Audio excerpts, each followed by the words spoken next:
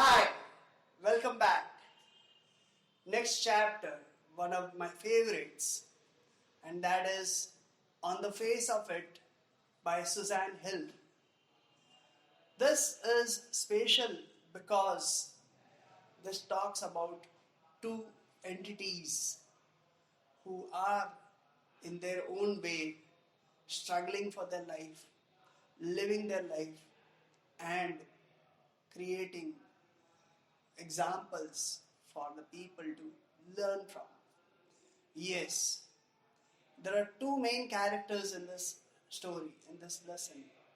One, a 14-year-old boy named Derry who has an acid burn face from one side, and another is Mr. Lamb, an ex-army personnel who lost his one of the legs when a bomb exploded near him, and he is having a tin leg. In a way, both are handicapped. Both struggle to deal with the things. But the difference is clearly visible in this, and that's what we are going to see now.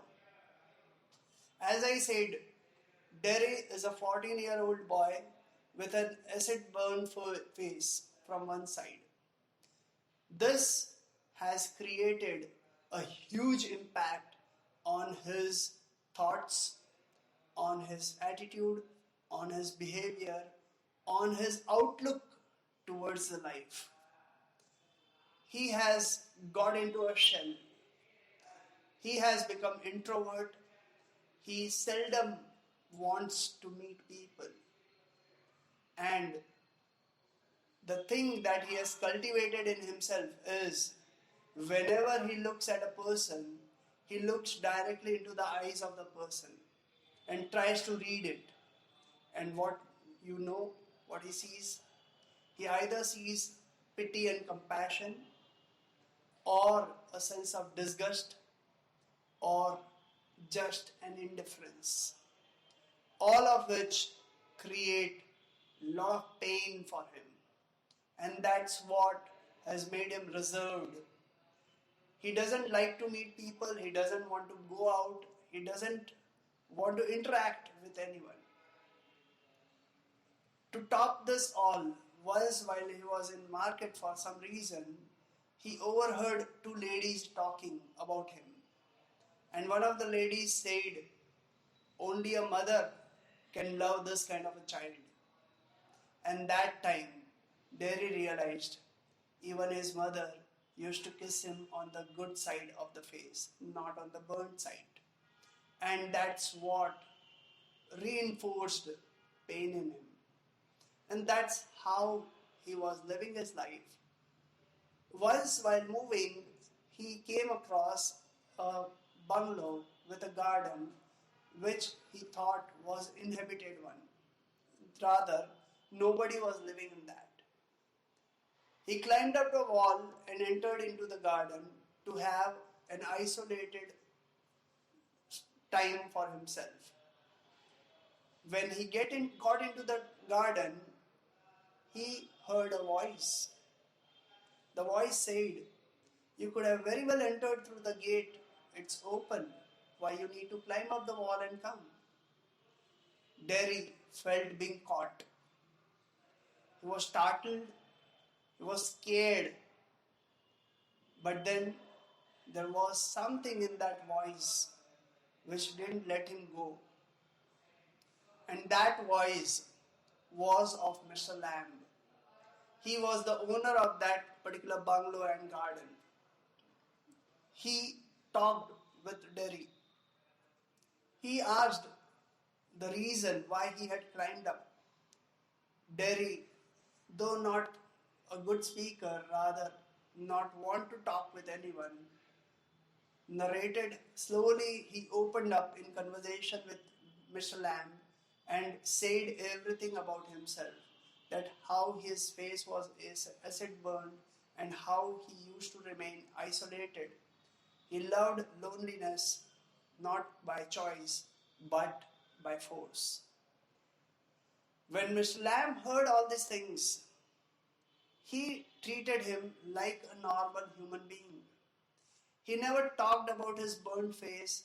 He never showed any pity or compassion for that. Rather, he talked to him like a normal human being. And that's what made Derry interested in Mr. Lamb. He struck a chord of conversation with him, and in the conversation, Mr. Lamb told Derry that this is a life to live rather than letting it go about by thinking what others will think about you. He tells Derry about his own condition also, that he is having a tin leg which robs away a lot of freedom of movement from him. But he doesn't get stopped. His garden's gates are always open. He doesn't have any curtain in his house. Everything is open and visible for all. His garden, his house is open for all. He likes to meet people. He gets crab apple from the trees. He makes pickles, he makes toffees and so many things, and he serves them whenever anybody comes. And that's how he lives his life happily. That's what Derry felt.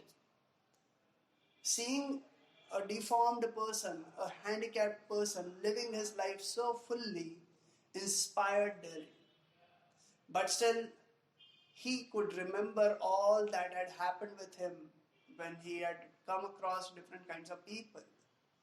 And Mr. Lamb narrates him a story also to make him understand what life is all about. He talks about a person who was scared of death. He was so much scared of death that he started running away from everything, and finally he locked himself in a bedroom. And while he was sleeping on the bed, a photo frame which was there at the back on the wall fell on him and died. That's how minor the life can be. And that's why whatever life we have, we need to live fully, enjoy it enthusiastically, and be of use to anyone whom we can support, we can help. These words transform Derry's thoughts. His perspective about life changes. And suddenly he realizes that he has overstayed over here and his mother might be worrying. He tells Mr. Lamb that wait for a while, I'll go home and inform my mother and I'll come back over here again. Mr. Lamb says, fine, you may, but seldom people come back when they say I'll be coming back. And he is okay with that. But Derry says, no, I really mean it, I'm going to come back. Derry goes home, informs his mother that he is at Mr. Lamb's place and he'll be coming back soon. When his mother hears the name of Mr. Lamb, she says, no, don't go there. He is not the right person. He is a weird kind of person. But Derry is not in a mood to listen. Why? Because he found the first person who did not treat him in a very sympathetic or pitiful manner. Rather, he treated him like a 14-year-old boy. And he didn't listen to his mother. He didn't pay any heed to his mother, and rushed back towards Mr. Lamb's garden. As he entered into the garden running, he kept shouting, see Mr. Lamb, I have come back. But he finds Mr. Lamb lying by the side of the crab tree with a ladder beside that. And he could make out that while retrieving the crab apple from the tree, Mr. Lamb had fallen down and died. He stands beside Mr. Lamb and says, see Mr. Lamb, you were wrong, I come back. But Mr. Lamb was not there to respond. But he definitely brought back life to Derry.